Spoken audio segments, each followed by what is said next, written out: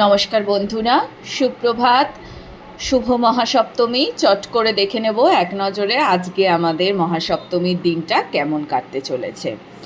আজকে ম্যানিফেস্টেশন পাওয়ার আপনাদের সবার ভীষণ হাই থাকবে, তাই আজকের ম্যানিফেস্টেশনের জন্য, যে কোনো ম্যানিফেস্টেশনের জন্য আজকের দিনটা ভীষণ ভালো হবে।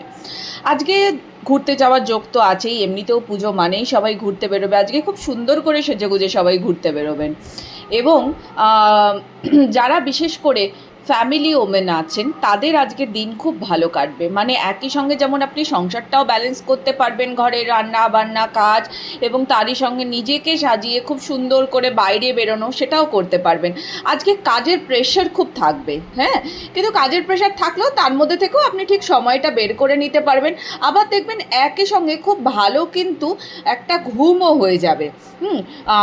আজকে হয়তো যে জায়গাটাতে বারবার আপনার মনে হচ্ছে কি জানি এই কাজটা আজকে আদৌ আমি পেরে উঠবো কিনা, বা এই কাজটা করলে হয়তো এর কাঙ্ক্ষিত ফল আমি পাবো না, এরকম কিছু যদি মনের মধ্যে আজকে চলতে থাকে তো সেটা কিন্তু খুব বেশিক্ষণ স্থায়ী হবে না, এবং দিনের শেষেও আপনি দেখতে পাবেন যে এটা কিন্তু আপনার পারফেক্টলি কাটলো। তো ওভারঅল আজকের দিন ভীষণ ভালো কাটবে।